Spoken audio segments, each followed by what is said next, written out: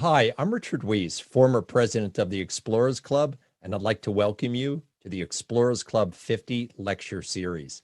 If you're new to the club and to the lecture series, I'd like to welcome you and tell you a little about ourselves and also about the Explorers Club 50.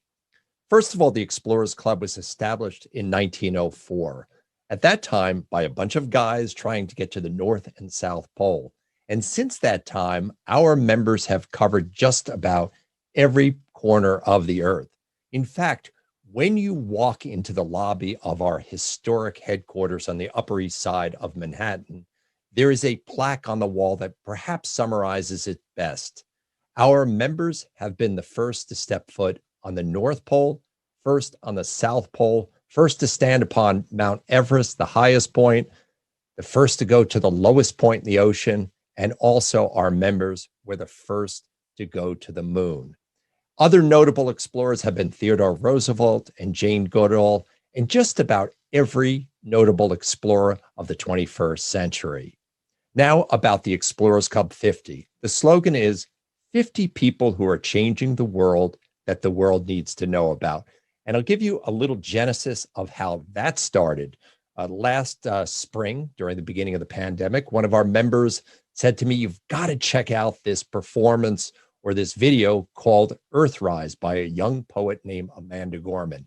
I watched it, and it was about the Apollo 8 mission, which were our members. And I was blown away by how she described Earth, the environment, and the fragility of our planet. We started a short correspondence and became pen pals. She became a member. But I also thought, how many other Amanda Gormans are out there in the world? In fact, when I got together with the chair of this program, Joe Rohde, who you'll be meeting in just a few minutes, we got together and we said, how do we want to describe exploration in the future? And if we're truly a global exploration society, then our club has to represent the world as we see it. And not just in terms of how people look, but also how people describe the earth and the sky and just about everything in science. So, how did we choose the EC50 honorees? 50 people who are changing the world that the world needs to know about. The first thing Joe Rohde said to me was that if you take a problem and you approach it with the same people, you are always going to get the same type of result. So he immediately said we wanted as diverse a judging panel, people who could look at the world through a different narrative and lens and be able to come together with some sort of conclusion. So he put together a group that was from all over the world. The next thing we had to do is have our membership give us people that they have met along the way that were doing incredible things that maybe weren't recognized for their work. We got about 450 nominations. And I have to tell you, they were pretty amazing. We could have gotten an EC 200 out of it. We came out with our top 50 honorees, and the result was nothing less than spectacular. We have people covering all sectors of disciplines from space to paleontology, oceanography. We have Inuit, Native Americans, Sri Lankans, Indians, Africans, and just across the border. So this is the inaugural lecture series, and we'll have a few more that'll be rolling out over the week. But in the meantime, I want you to sit back and enjoy some good old-fashioned storytelling. Welcome, everybody, once again to our Explorers 50 series. This one is titled Pioneers, but I think you'll see that not only are these people pioneers, but they deal in a very specific kind of revelation of the unseen. This is going to be a particularly interesting session, I think, because of the way these ideas intersect with each other. And without further ado, I think we should let each of our participants show you what it is their work is. That's Bolortsetseg Minjin from Mongolia, Anders Jepsen, and Vicki Ferrini. So let's see what it is their work entails, and then we'll return and start our discussion.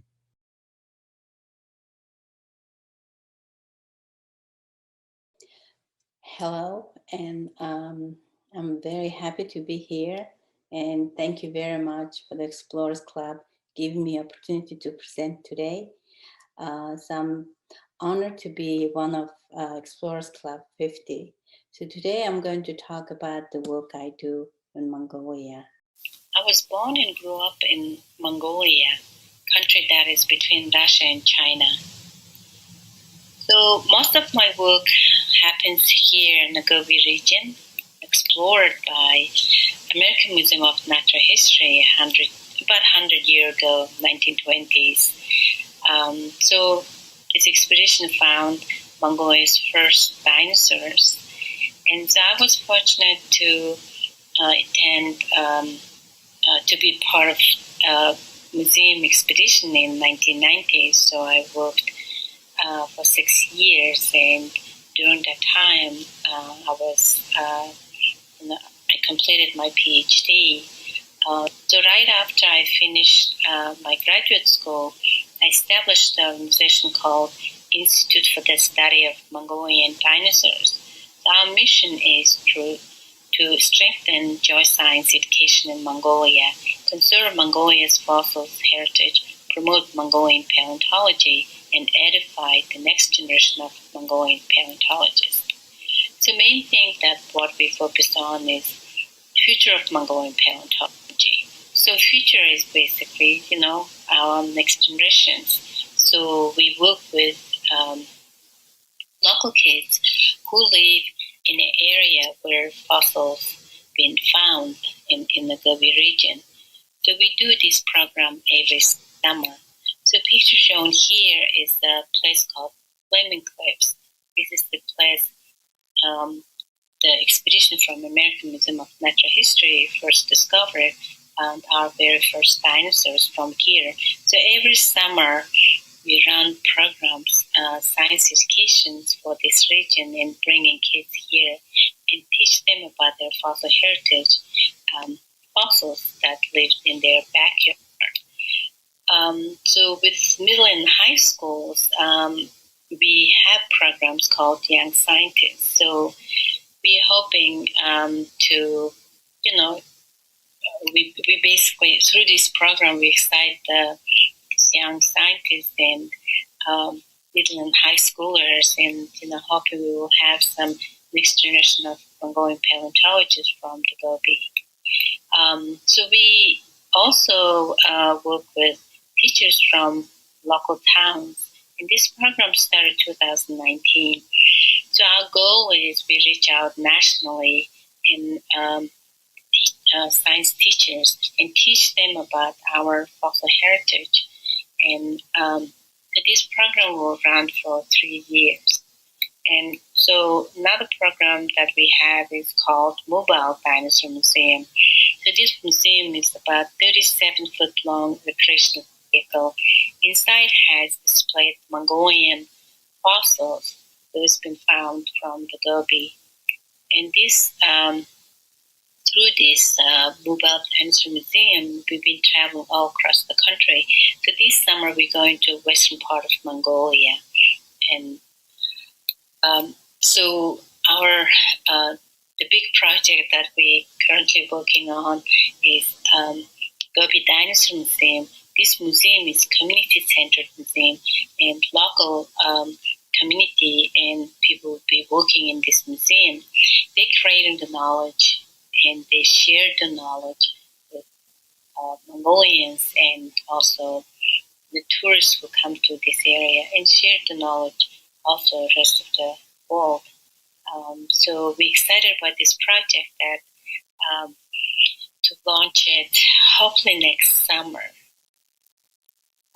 So another project that I am involved is bringing Mongolian dinosaurs home.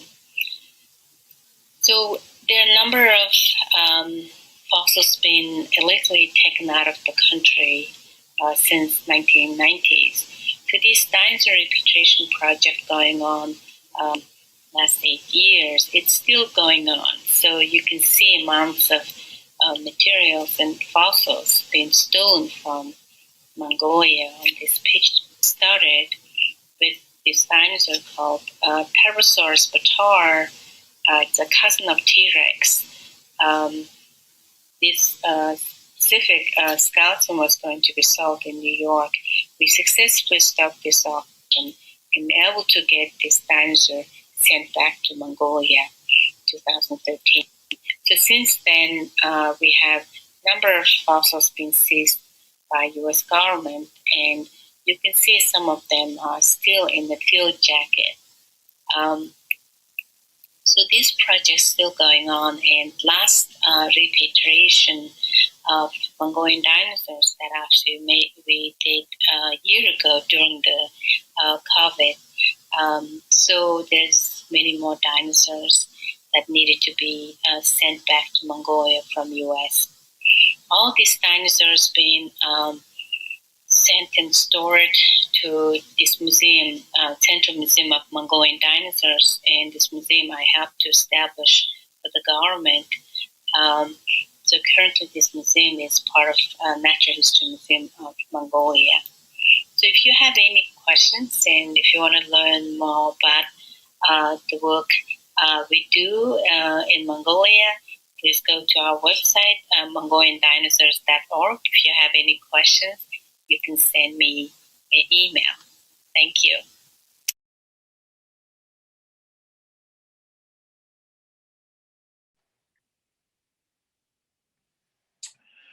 Hello, I'm Anders Jepsen, an engineer with a career exploring for gold mines and other resources spanning more than 60 years. For 50 of those years, I've thought about the landmines and cluster bombs that we dropped in large quantities on Vietnam, Laos, and Cambodia in the 60s and 70s.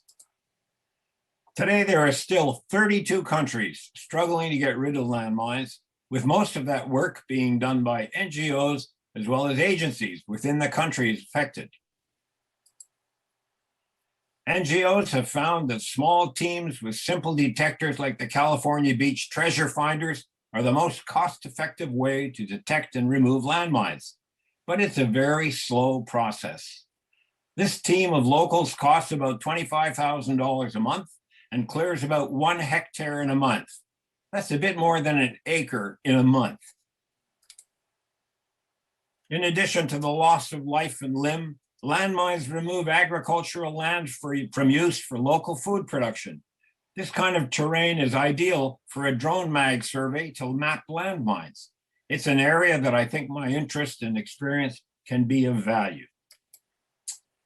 A while back, I participated in a field test in Germany with a drone mag system to see how it would work over a test area provided by the local military.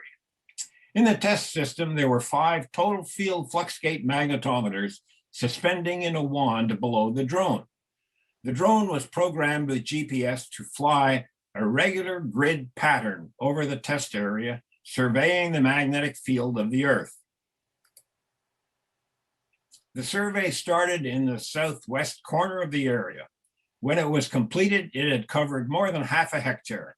And in that area, we were looking for targets that were perhaps no more than a few inches wide and 5 to 10 inches below the surface of the Earth, with a small signal of perhaps a few nanoteslas, 20 times the smaller than the clutter of other magnetic debris. While much of the day was spent setting up and running tests, the actual time taken to survey an area of about 1.5 acres compared to was 11 minutes. It would take about 20 minutes to cover a hectare compared to the 1-month schedule for a treasure hunter team. We processed the data from that test and presented the results to the landmine removal workshop in Basel, Switzerland. This standard industrial format can be used to locate big buried targets like unexploded bombs and other UXO. We also presented the data in linear graphical format. Unfortunately, this type of presentation is almost useless for landmine removal. It would take an experienced geophysical engineer many hours to ferret out and interpret all these responses to have useful results. Landmine projects have neither the staff nor the budgets to support such a technical procedure. There's a definite need for a team dedicated to this kind of surveyability for landmines and UXO. That's where I want to come in. For the past year, I've been working with a programmer to develop the software and procedures to present the data in a form suitable for landmine detection. The 5-detector wand provides a 2-meter wide strip of coverage with flight lines of 5 lines of data. When a single back and forth sequence is presented together as a 4-meter wide strip on a single map, 10 lines of data can be seen relative to each other across the entire area. So what does all this mean? This presentation shows the half-meter spacing between 10 separate response curves with several ways to adjust the image to enhance and focus the display. The next slide shows the upper left-hand corner of the area in greater detail. On this image, we can locate the target precisely from a close look at the small piece of the database. Note the small response signal of about 50 nanoteslas superimposed on the side of one 10 times bigger. With this kind of display, it is possible to separate, to locate and examine all of the magnetic responses with a minimum of effort. And the areas without such signals in the data are likely landmine free. In the field, known landmine responses can be used to separate landmine locations from those of other magnetic sources by simply calibrating the response of the local problem. I believe there is a need for an experienced exploration engineer to devote his time and attention to drone exploration for the land problems of the world. This capability should be available for a cost that can be sustained by those NGOs working in the field. I have created Exploration for Humanity, a nonprofit organization, to get the funding to provide that capability at little or no cost to the deminers. Not every country or environment is suitable for drone exploration, but farmable land that can't be worked because they have landmines are ideal for this technology. I am planning to visit countries with landmine and cluster bomb problems where drone geophysics can be of value, beginning with Cambodia. Furthermore, I plan to acquire a drone magnetic system, such as the one demonstrated this year, to hire and train a team to operate it, and to apply for the cluster bombs, looking for cluster bombs that are Cambodia's major problem. And an extension of this work will include other sensors to detect non-magnetic landmines. Funding for all of this is being sought. Thank you for your attention.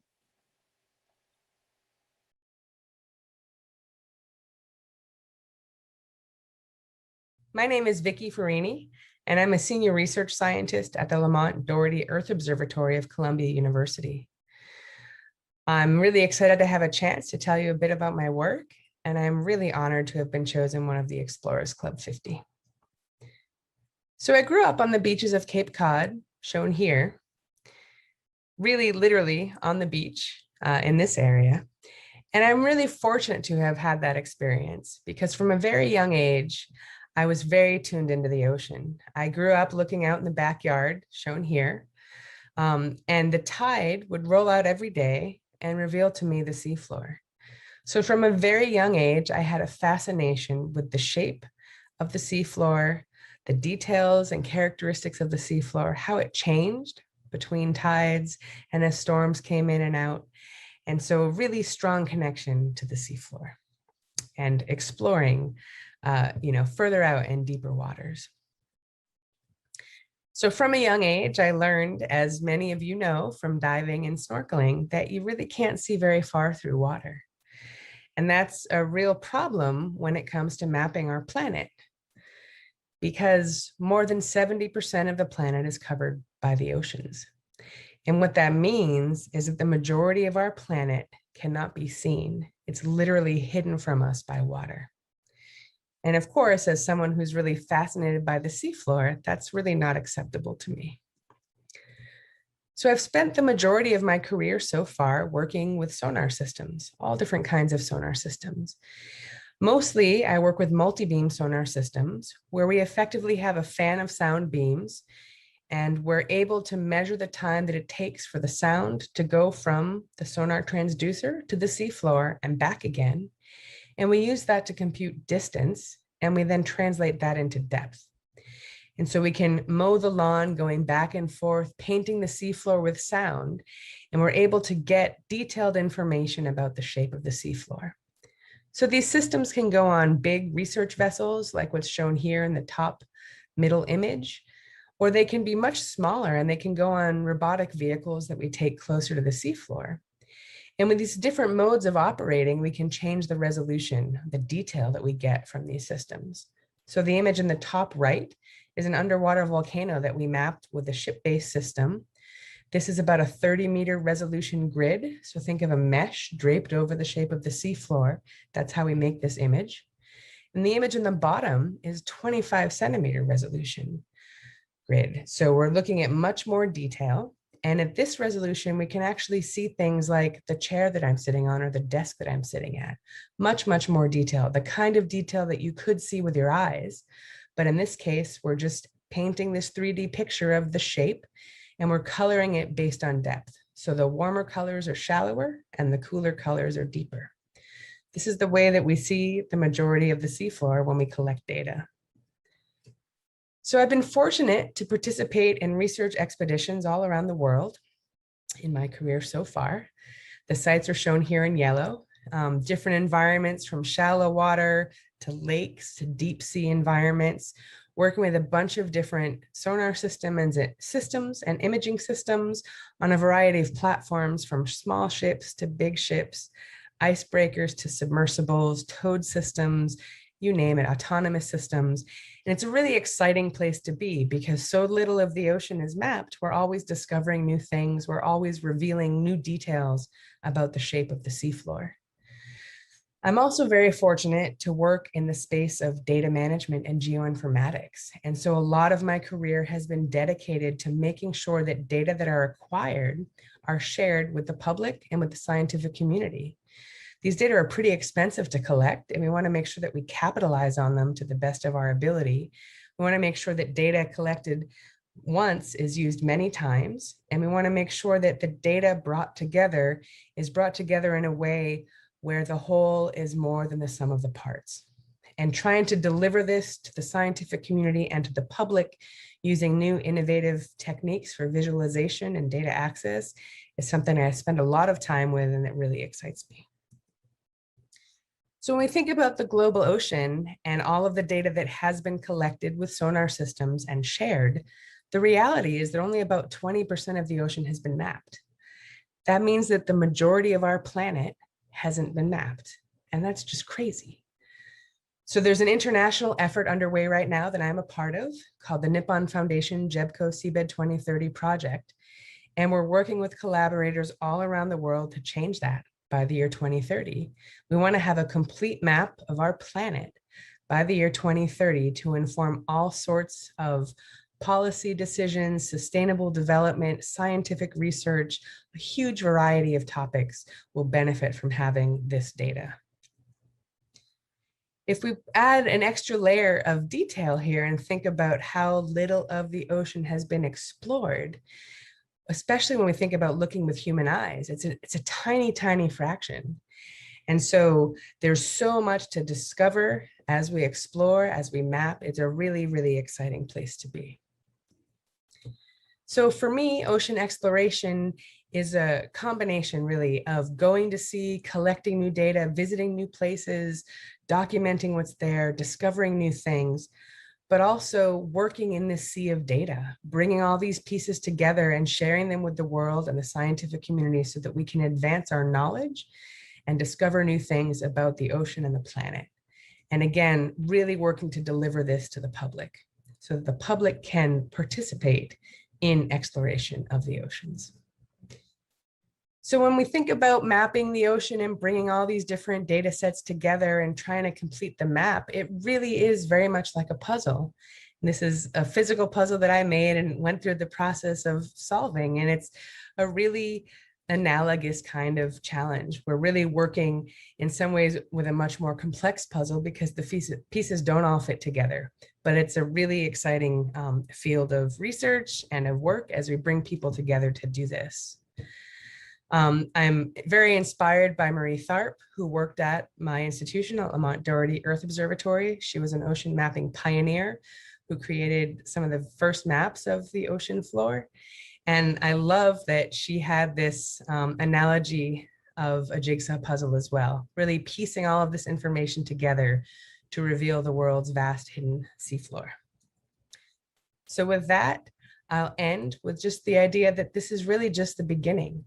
This map here shows the extent of how little of the ocean is mapped. All the black areas here are where we don't yet have data. And as we map and explore the rest of the ocean and of the planet, it's really exciting to think about what we're going to discover. And with that, I'll thank you for your time.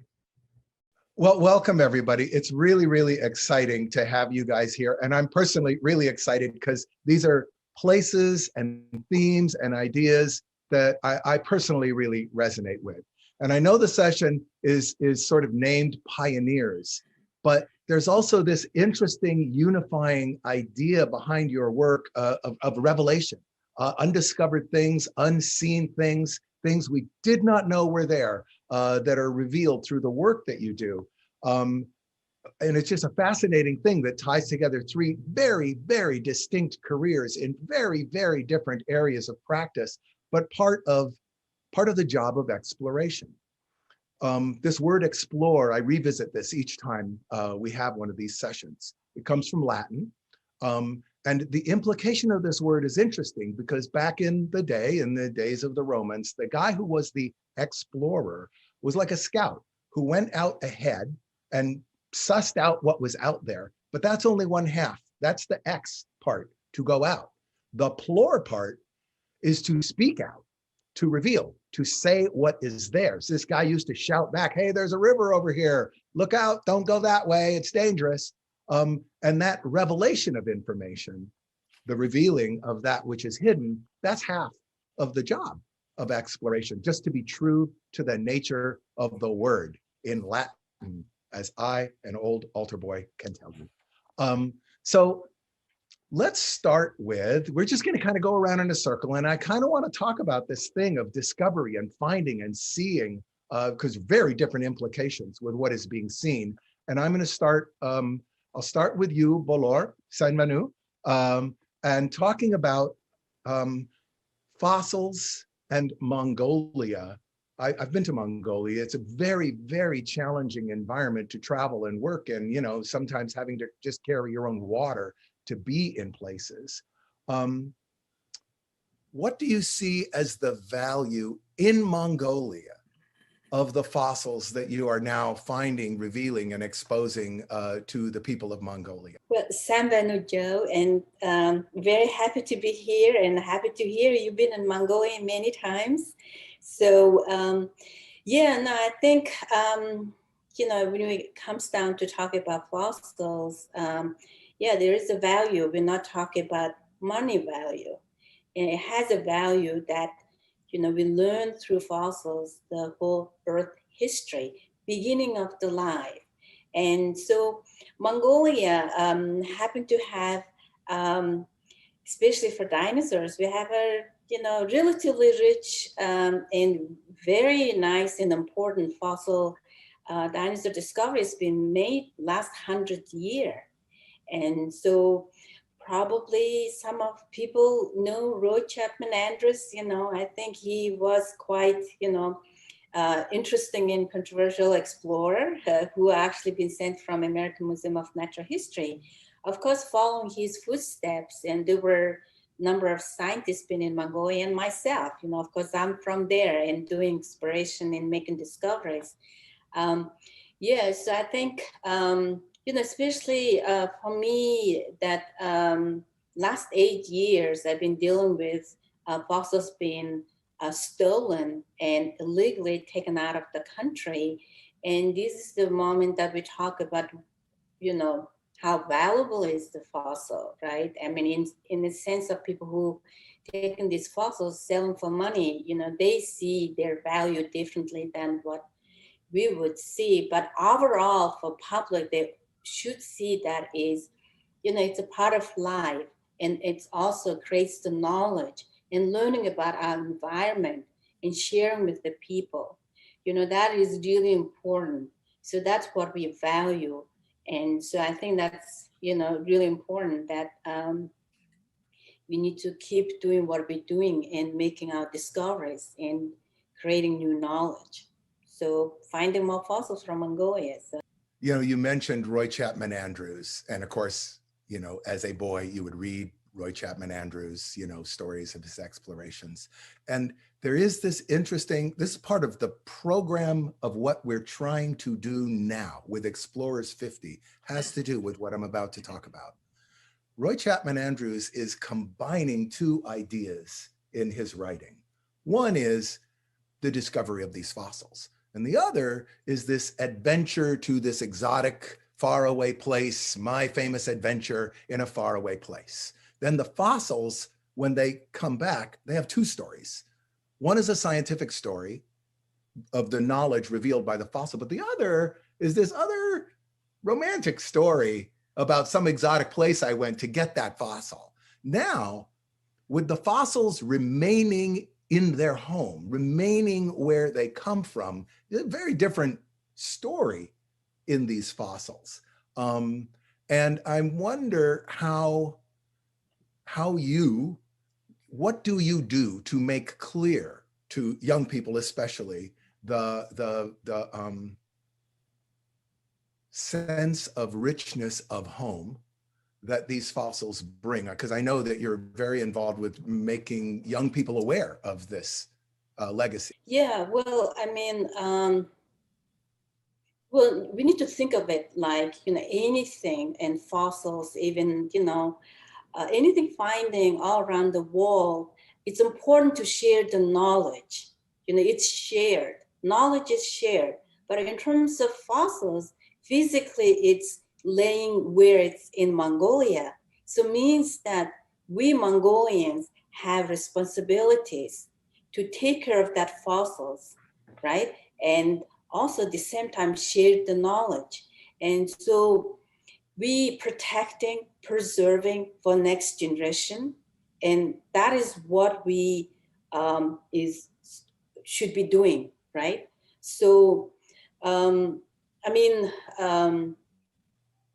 so my work is basically focusing on that. And, you know, I do say, you know, fossils needs to stay in the home country, right? That's really important.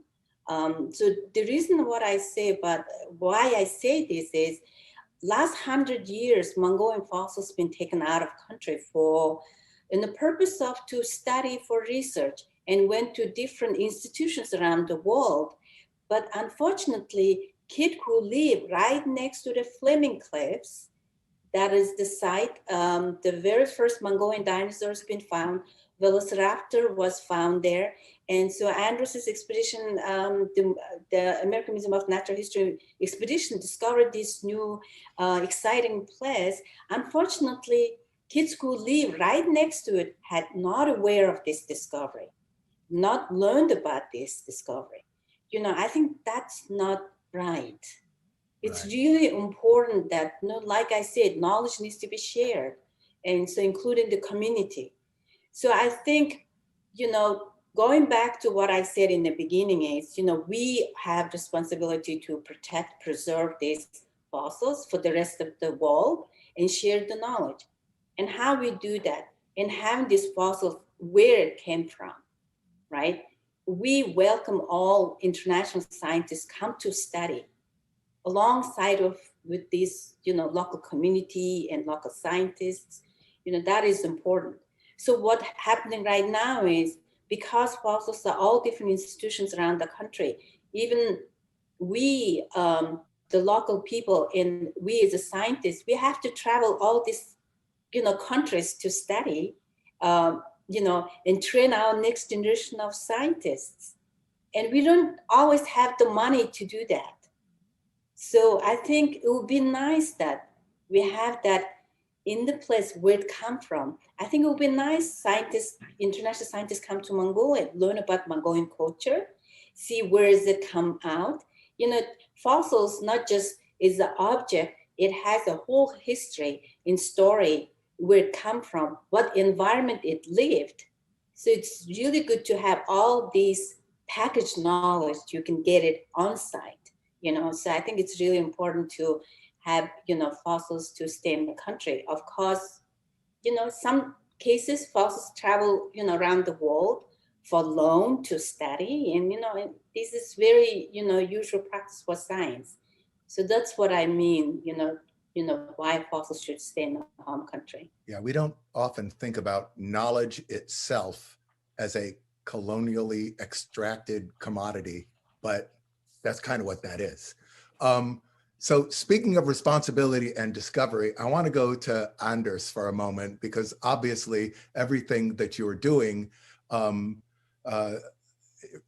is precisely around the responsibility of the discovery of landmines, bombs, unexploded ordnance. And there's another interesting cycle in this of, you know, these remains of conflict are very often scattered through territory of people who have no vested interest in the conflict. They just happen to live where the conflict happened. And I'm curious about the human side of what it is that you do. I probably technically want to hear you explain, just for the benefit of the conversation, how it works. And then a little bit about the whole responsibility thing. I mean, mines and bombs come from somewhere, and they very, very often do not come from the country where they're being used and dispersed. And does anything that you do have a trace back, ultimate producer responsibility? You're asking me if the producer has a responsibility. Yes. As I say in my video, I happened to be a graduate student in Berkeley in the 60s, at a time when a lot of exciting things were happening. And I was very aware of the responsibility of the United States in using anti-personnel bombs, which they denied using until I, as a Canadian, I'm proud to say, a Canadian newspaper went and brought back the evidence that said they were using it, as a result of which the military said, well, yes, actually we are, but only on military targets. In Vietnam, every little village was a military target. So it's one of the tragedies that I personally have felt I've had a piece of for the last 50 years. And that's what's motivating me to be personally involved in what I'm doing now. So technology moves so quickly that it's entirely possible that the technology you are currently using at this moment is more sophisticated than the last thing I read about how you are doing this. Can you just update me on where you are today with how drone and I don't think it's LiDAR, it must be other magnetometer stuff is working today in the field? First of all, you have to remember that not every target is magnetic. And so one has to think about how appropriate that survey is for the target, for the country, for the area. And drones don't work. Drones looking for landmines don't work everywhere, because it has to be pretty close to the ground in order to see a tiny object and not miss it. And so one of the advances in technology that one of my colleagues made was to design that 5-sensor system. Up until then, that time people were walking around or flying around with one sensor magnetometers, one magnetometer, and as a result, the amount of coverage was very limited and spotty. And so using that advanced, which generated all this linear data, which is by itself useless unless you know where the heck it is, I and my programmer colleague have designed this new computer system, which I, as of yesterday, spent just for the whole day identifying 4 or 5 signals that we knew were there, and showing that we knew the targets were in the area, and we showed the result precisely on the on the maps that I was able to draw. And so the advances are primarily in data analysis and trying to not only extract the data, but present it in a way that can be understood. And just as a result of yesterday, I feel that I have a clearer idea of how to identify that, say, a 2 meter or 4 meter square area within which this tiny target, which is close to the surface, can be seen. And what I feel I'm writing a remarkable situation right now, because the system exists and the data I am showing now is there. It just needs to be extracted, and I know how to do it. I think that's fantastic, and that's a great link over to Vicki, because of the increased fidelity of data, which is the first place I want to go with you, is to this. The last thing I read was like 20 centimeter level of accuracy to the multi-source sonic scanning of the bed of the ocean, which is pretty remarkable. I mean, you could find an army helmet at that level of resolution. So, but then it has to be converted. So I have several questions about this. One is how much of this does actually involve you in the field? That's one question. And the other one is, I mean, it sort of reduces the issue of data conversion. I guess it doesn't really. The data is numerical. You still have to convert it into a digestible phenomena. But I'd like to hear a little bit about, from field to final product, how you are benefiting now from the thing that seems to be happening everywhere, just this rapid uptick in technical abilities. Yeah, so I mean, we can talk about this on a variety of scales, right? So the portions of the ocean that are mapped at 20 centimeter resolution are really, really, really tiny.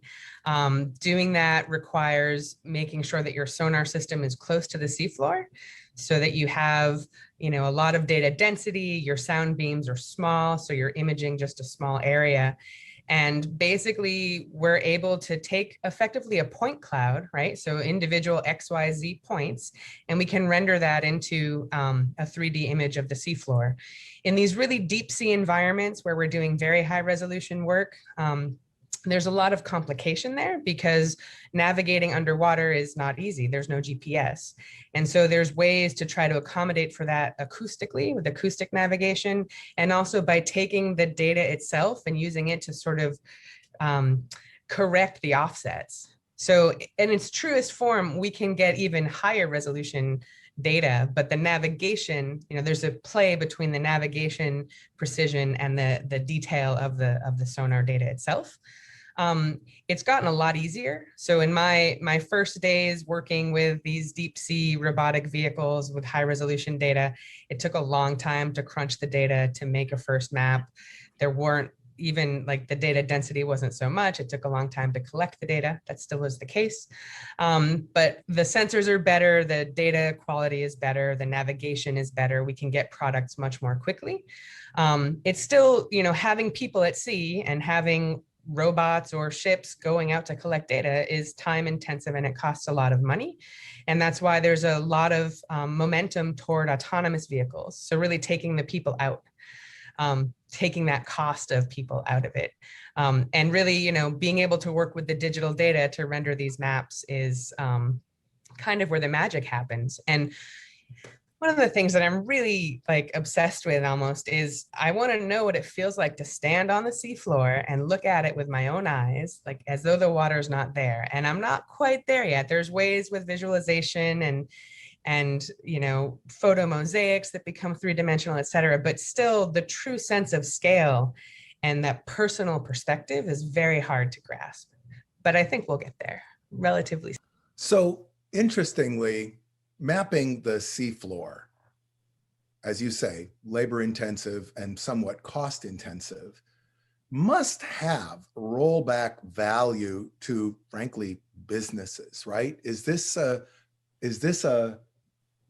one of those realms of exploration where there's this sort of opportunity, danger, friction between, oh, mining company, I'll pay you all kinds of money to map the seafloor so I can go look for rare metals at the bottom of the Marianas Trench, compared to science, knowledge, and the fact that the last thing we really need right now is more, resource consumptive behavior. Do you find yourself in that place in the quest for funding versus the value of this? I think, to me, I mean, I understand the tension, I understand the concerns, and I share the concerns, but it's not new that there's been this sort of two sides to this coin. The history of oceanography and ocean exploration has often been coupled with some less conservation focused sort of motivations. But ultimately, by mapping the entire ocean, if we're able to do this and actually map for the first time the whole planet, that data is a baseline of information that can benefit a whole variety of different stakeholders. It's not just mineral exploration and extraction. Hopefully that will help, the map will help manage that and help to provide information to do that better. But there's, our phones are connected. We talk to each other through cables on the bottom of the seafloor every day. It doesn't go through the sky, it goes through the seafloor, where the majority of people in the world are dependent on the oceans for food, right? There are many ways that the ocean connects to all of us. And without having a map, even just a first order map at 100-meter resolution, which is the size of a football field, you're not going to see much, the detail of this room, but you're going to see big things. We don't have that. And so once we can have that baseline, it lays sort of what you were saying, right? You go and you find the information, you send it back, communicate about it, and then a whole bunch of other things can come after that. I was actually really surprised at how little, I would say, actual surveyed information there was and how much is inferred, and the consistency of those inferences across time, which is kind of a remarkable tribute to the human imagination. But at the same time, I had a question, and it was like a little piece of Velcro in my brain when you mentioned that in order to get high accuracy data, you have to be close to the seafloor, but you don't know the shape of the seafloor. Indeed. So how are you navigating to not Right. bump into things all the time in order to get the data? And there was actually a very real world example of this when the tragedy of the MH370 Malaysian Airlines plane, when that plane was lost. It was a part of the ocean that had been very poorly mapped. There's very little data there. And so before they could deploy the high resolution mapping systems, they had to do ship-based mapping to get that first order map to understand where the seafloor was so that instruments wouldn't hit it, right? So this is a great example of why it's important to have that baseline map, because then we can go back with higher detail instrumentation, with cameras, with submarines, and actually get much more detailed information at the kind of scale that we can have with our eyes, right? I'm going to circle back around to you, Bolor. You mentioned Mongolia. I mean, I think we understand it's a difficult country to work in once you get away from, the roads exist, or not roads, pathways where people travel exist because you can stay alive if you stay in these places. Then there's all this other stuff out there. It's very difficult to stay alive. Water, heat, unpredictable weather conditions, just like, 35 miles in that direction. Is technology playing a greater role in research in Mongolia, or are you really still working driving places? And I know the nature of Mongolian fossils is so peculiar because so many of them are oddly extant. Whatever the deposition was, allowing, especially dinosaur fossils, it's odd that you find them the way you find them. But I'm just curious if drone technology, remote sensing technology is playing a role, or is it really still an issue of sort of physical ground truthing as you go out into the land? Well, I think, there is some things limited to technology. And, we still need to use the traditional way, how we do approach exploration, especially going to remote areas.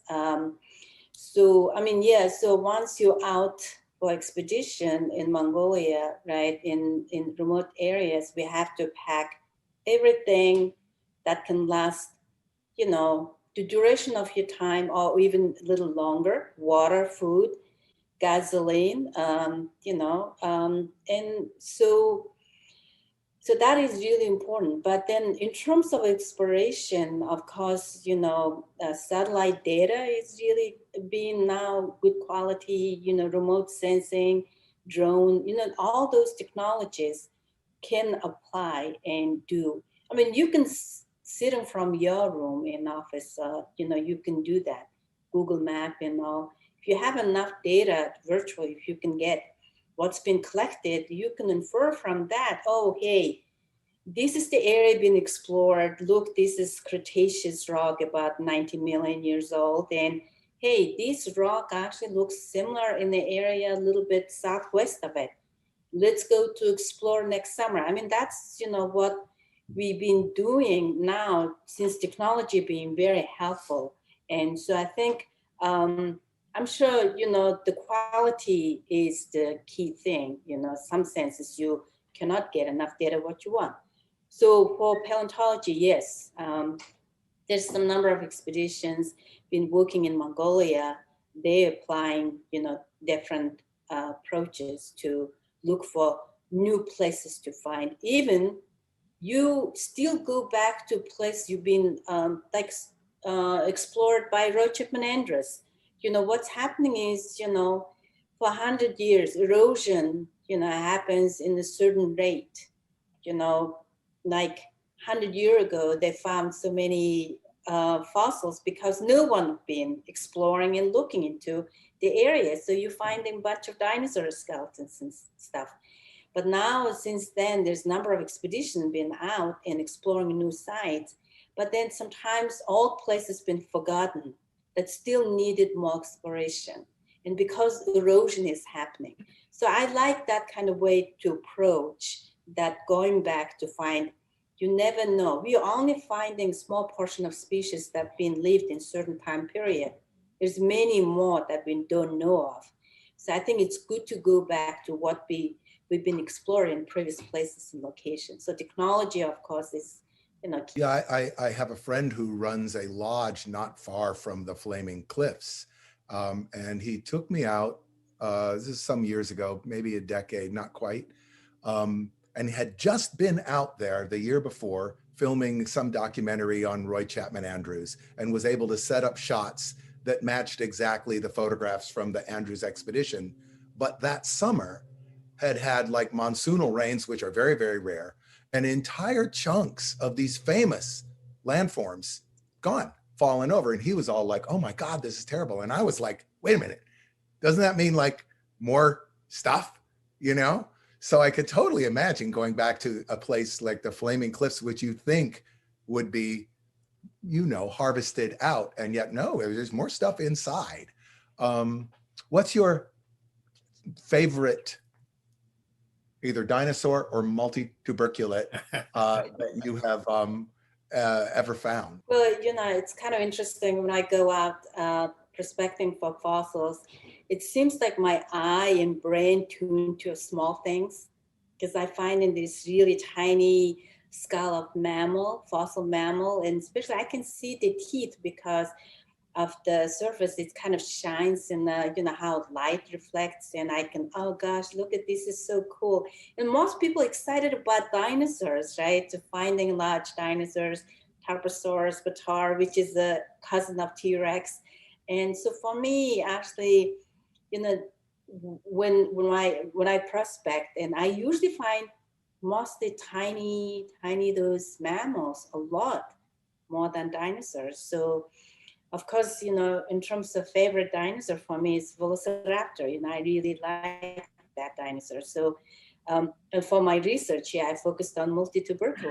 This is the extinct mammal that has many tubercles on the tooth and has a combination of features that you probably see living marsupials and monotremes. And it's kind of very interesting mammal, but if you just look at it, you would say, oh, that looks like some kind of squirrel, or, you know, because it has a very enlarged front teeth. So yeah, so I think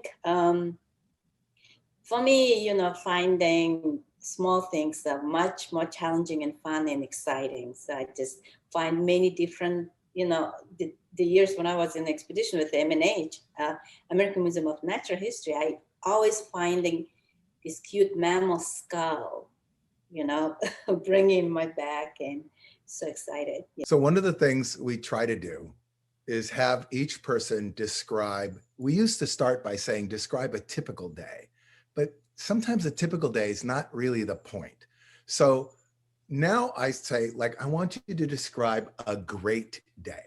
What is a great day like? And I'll start with Vicki. So like, just what is a great day? Of archetypally great. So one of the greatest days that I've had mapping the ocean was in the South Pacific. We had a chance to map a new island that had formed via a volcanic eruption. So we had some free time. We were on the ship. We couldn't do what we had intended to do. And so we went, and there was this spectacular landscape that was, you know, visited by very few people because of how remote it was. And we were able to run the ship around the base, the outside of the volcano, and work our way in and actually poke our way into the caldera and map this just amazing landscape. And so the lead technician on board, who's also very into mapping, and I think it was probably our best day ever doing this, because it was truly unmapped, brand new land on the planet, and we were able to document it in spectacular. And Anders, a great day that helps me understand the everything of everything. Well, actually, to begin with, I told you yesterday was a great day because I've taken all the technology that we worked on to develop for the last year and home it right in on specific targets. And I knew where there were targets. This was a calibration survey over a big area, and I knew where the target was. And I was able to go directly to those places and say, that's the signal of that particular target.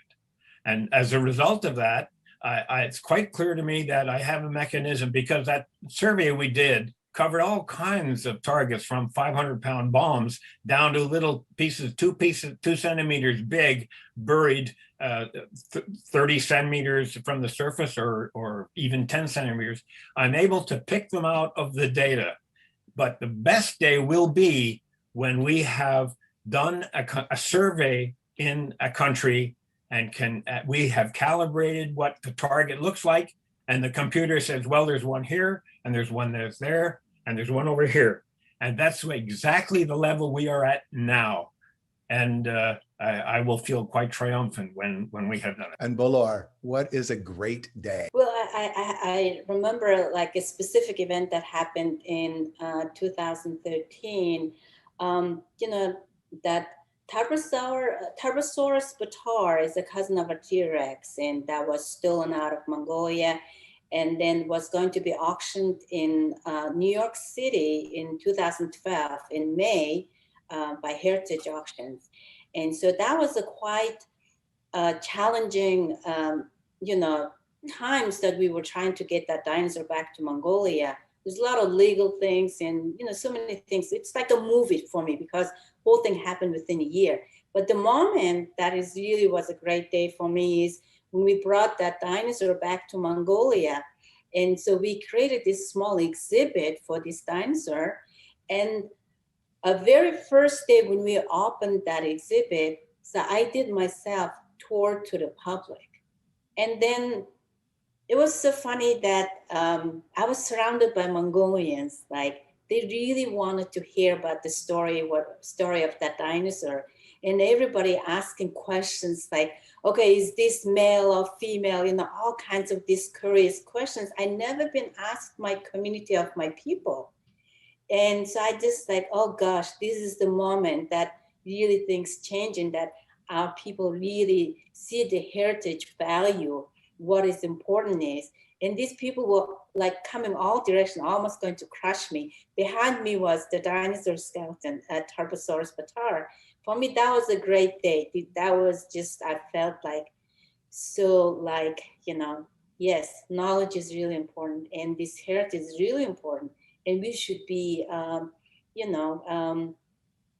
somewhat sense owner of this, right? So, and I think that day was really great day for me that I always remember that moment. It was really. Yeah, I think I grew up in the Hawaiian Islands, and I grew up during a period of time when Hawaiian culture was probably at its nadir, people discouraged to speak the language, not a lot going on. And when the canoe, the hokulea, was created, this is an object, right? A cultural object.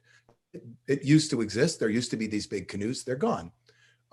They made this canoe, and just the existence of the canoe, the fact that it was physical and that it was there, coalesced such cultural energy that it really fueled an entire generation of cultural change and awakening, language, arts, all kinds of stuff, just from having a physical thing that you could attach your sense of self and place to.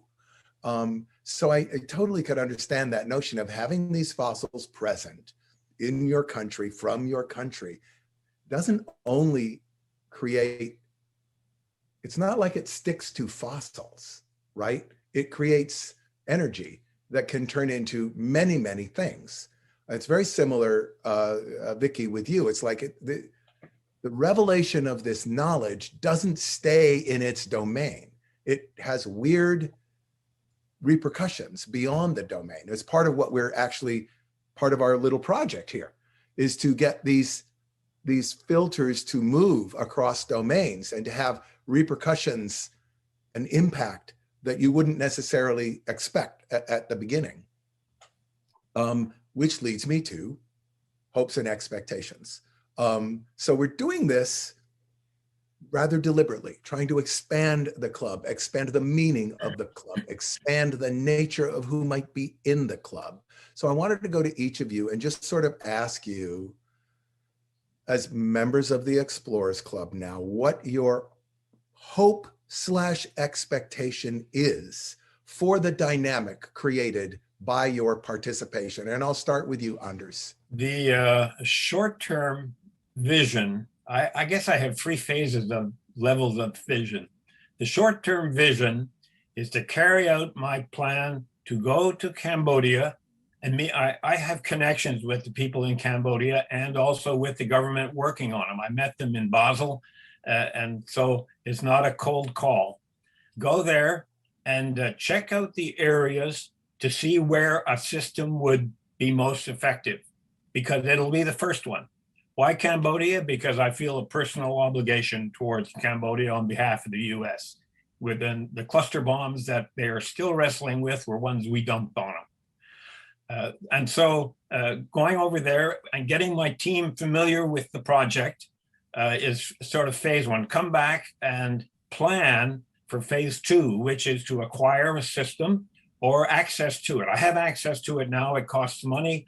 I think in the long term, it would make most sense to simply acquire a complete system and take it to Cambodia with a trained team, which we would train here in California first, and make the survey and demonstrate that the data can be telemetered just by the internet back to an office, in my office here in California, and I can look at it and process the data and identify what are targets that are, what signals that are from legitimate targets as compared to all the false alarms that come out from other debris of various kinds that's in the earth. And so that's phase number two, is to carry that out and demonstrate that what I think we can do, we can do. And then the third phase is to establish a teaching capability. First of all, we have to train the local representative, because we're not going to be there all the time. As it is, the reason why there's even an opening is that the people who are doing the landmine removal found geophysics outrageously expensive compared to what the local people made and the budgets that they have. And so the third phase includes training a local person to be the one who learns how to do this stuff and can do it wherever it can be done, and learns to work with us here to interpret the data and go forward. And then also to hire a young geophysicist. It probably should be one, because we're talking about looking at data that's pretty complicated, to start building an institute of geophysics for landmines and UXO, because nowhere is there such a singular focus. And why not? Because there's no money in it. The miners don't have any budgets for this kind of stuff. They've demonstrated that the most effective thing they can do is get a team such as I talked about, the money and the treasure hunter equipment that we use in California to find lost wedding rings, and go over every inch of the ground, and to replace that with something that does the same job but 100 or 1,000 times faster is my ultimate objective. Establishing an institute that will focus guys like me who come along after me to stay fixed on the target, solving these landmine and UXO problems. And Vicki, sort of expectations, hopes, where do you go? How does the Explorers Club fit into this diagram?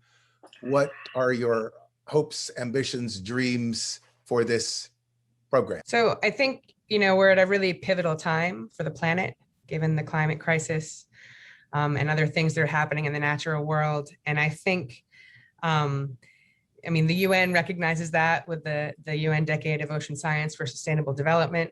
The importance of the ocean really needs to be emphasized. And so I'm really excited to be able to share my love of the ocean and the things that are there to be explored and things that are unseen, but also to help get more people to understand how important it is for us to do the hard work that has to be done in the ocean. The reason the ocean isn't mapped isn't because we don't have the technology. It's because we as a world haven't had the fiscal will. We spend lots of money to go to space, but we haven't mapped and explored our own planet. And that's just crazy. And so many things can build upon that. And so hopefully by this really exciting engagement with the Explorers Club, it can help me amplify some of the importance and help to shift the culture and awareness a bit so that there's a broader connection across society with the ocean and its importance for sustaining life on the planet. And Bolor? Yeah, well, I think, like beginning of our conversation talking about, fossils staying home. And, this is not just Mongolia case, and there are countries, has heritage been left the home. And, when I say, when heritage left the home means knowledge also left with it.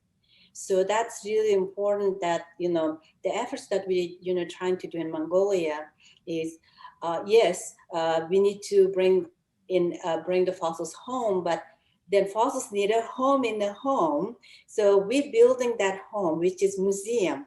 So this is a community-centered museum that we are planning to build at the Fleming Cliffs. That's very first dinosaur discoveries happened, and Chapman Andrews discovered that site.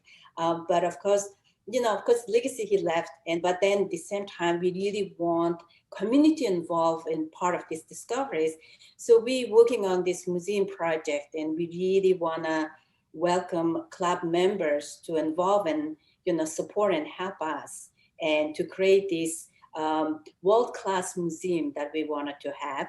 And so this is not just a museum. We will be doing research and educational science outreach in the community for whole country and also for rest of the world. So this work is even sounds small project in small town, but this is a world in terms of our function and activities will be on a world level. We want to share all that knowledge. So we really want club members to be part of this initiative, this project that we're working in Mongolia. So if anyone interested, I know a lot of people love dinosaurs. So if you want to, learn more about dinosaurs alongside with the local community, please contact us, and we'll be very happy to work. And please come to Mongolia. We have beyond dinosaurs. We have a rich culture. And Joe know you've been there, and some number of club members know. So we really want them to come, keep visiting Mongolia. So I think that would be very nice. Great. Yeah. I would go back to Mongolia in a minute. I think it's completely fantastic. So let's see. So because we have this smaller group, I'm curious, is each of you have questions of each other, since you all kind of deal with the seeking out, discovery of, revelation of unseen things, back to my opening point. So I just didn't know, is this a thing, like, do you have a interconnected chemistry between you around this idea of looking, finding, discovery, revelation, etc.? Are there questions you want to ask of each other? I'd like to ask Vicki if she sees a connection between her data issues and mine. Understanding what the data is dependent very much on where it was gathered, mapping. And so whatever tools of mapping that are available, depending on the objective, are either adequate or not.